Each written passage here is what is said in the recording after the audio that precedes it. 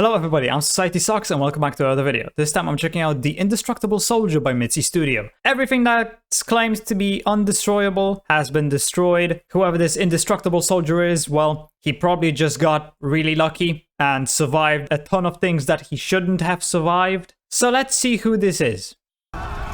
The story I am about to tell you is a brutal one, but it also serves as an answer to the question, who is the most badass person to have ever walked this earth? Well, that answer isn't so difficult. It should be this guy, Adrian Carton de Weert. Adrian was born in Brussels, Belgium on the 5th of May to an Irish mother and a Belgian father. His father, a successful lawyer, hoped his son would follow in his footsteps and achieve success in law as well. When Adrian was 19, he attended Balliol College in Oxford, or so his father thought. In reality, Adrian was already scouting where he would fight his first war. Okay. It wouldn't take long before he found himself embroiled in the Second Boer War in South Africa. In that moment, Adrian had a clear thought. I have no idea what war this is. I knew once and for all that war was in my blood. Well, war was in his blood for sure, for the sole reason he didn't even care which side he would join. If the British didn't accept him, he was prepared to join the Boer army. He just wanted to fight. As it turned out, the British thought he was a cool guy, so he joined their forces. Not long after, he and a few other British soldiers attempted to cross a river. That idea turned out to be a bad one. They were spotted by a few Boer people and fired upon. Adrian was shot in the stomach and again in the groin. He had to be evacuated from the battlefield to a field hospital. Groin. After being moved back to England, his father found out what his son was up to. It goes without saying that Daddy was very pissed. I can imagine. Regardless of losing his cool, his father said, screw it, and he was allowed to continue his military career back in Africa. Soon after his survival, he was promoted to corporal, but within 24 hours he was demoted again for threatening to bitch slap a sergeant. In hindsight, he might have better hit the sergeant because for the next 2 years, Adrian would mostly battle boringness with the lack of action on the front. By the end of 1902, he was sent to India, where he suffered from the same lack of action. Although he could keep himself entertained by chasing pigs on horseback while shooting them or piercing them with spears. While doing so, he fell from his horse, breaking a few ribs and an ankle. In 1904, he moved back to South Africa, where he was promoted to supernumerary lieutenant, or whatever that means. After serving in the British Army for 8 years, he was formally naturalized as a British subject, swapping it for his Belgian nationality, which is a good thing, just in case you're wondering. A year later, he married Countess Friedricha Maria Caroline Henrietta Rosa Sabina Franziska Fugger von Babenhausen, the eldest daughter. I need subtitles for this. A year later, he married Countess Friedricha Maria Caroline Henrietta Rosa Sabina Franziska Fugger von Babenhausen, the eldest daughter of Karl Ludwig Fugger von... no, just stop. Someone's dad. That's Despite enough. being married, things were looking better for de Weert when World War I broke out. He was sent to Somaliland to fight the Dervish guerrilla army led by a guy nicknamed Mad Mullah. While cavalry charging a fortress on camelbacks, he was shot in the face 3 times. One bullet took out his left eye, one bullet made a hole in his ear, and another bullet double-tapped the same eye socket.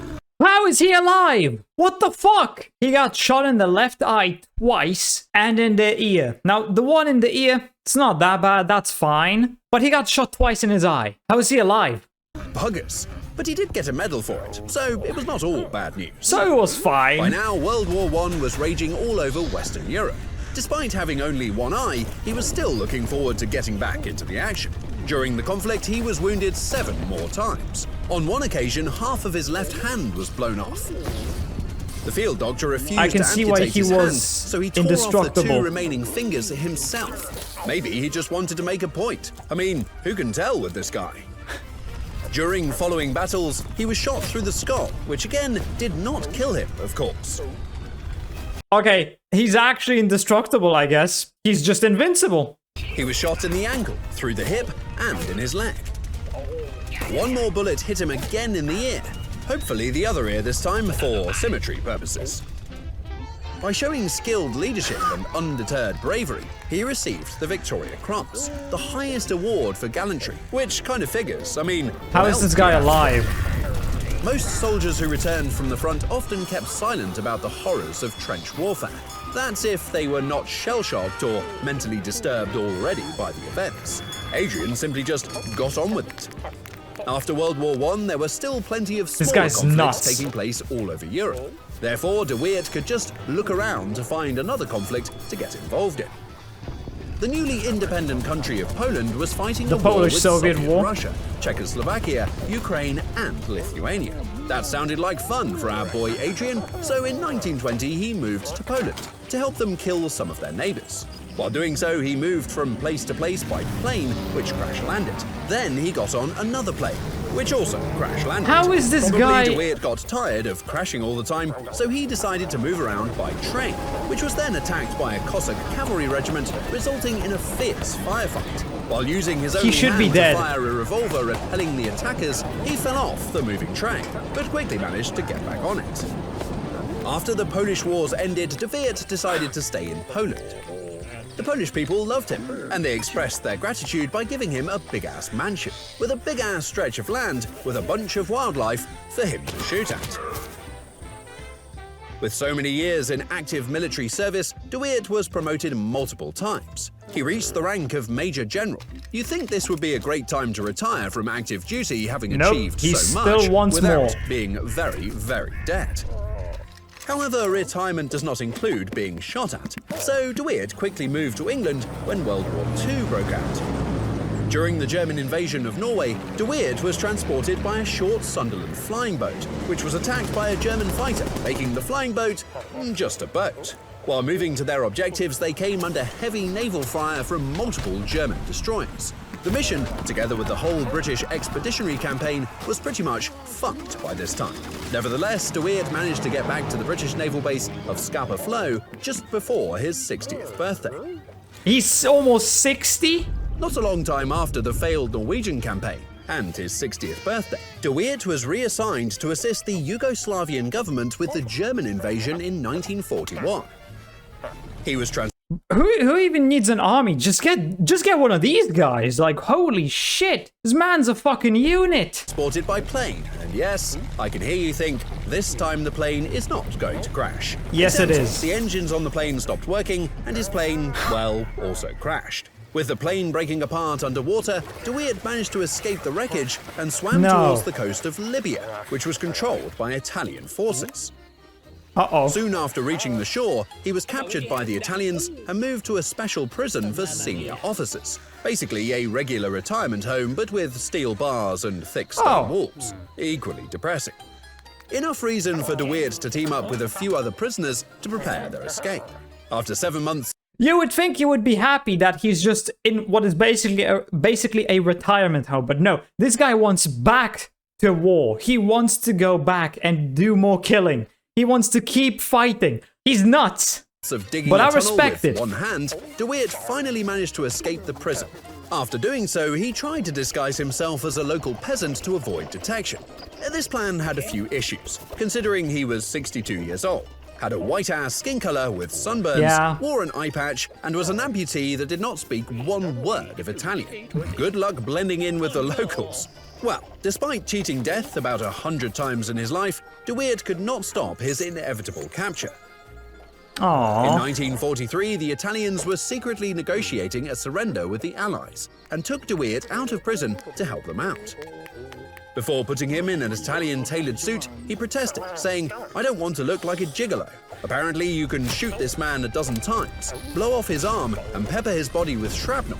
Just don't put him in an Italian tailored suit, or you will hear about it." After returning to England, De Weert was sent on a plane for a diplomatic mission in China. Weirdly enough, this plane did not crash for some reason. Finally! De Weert's stay in China was relatively calm compared to his adventurous military years that preceded it. At some point, he was introduced to Mao Zedong and could not help interrupting the future Chinese leader during a speech. He basically told Mao that he was talking out of his ass regarding Chinese military operations against the Japanese, to which Mao simply laughed a bit. It would be safe to say that There's could have no way turned that out part is much true. worse for him, But again, it didn't.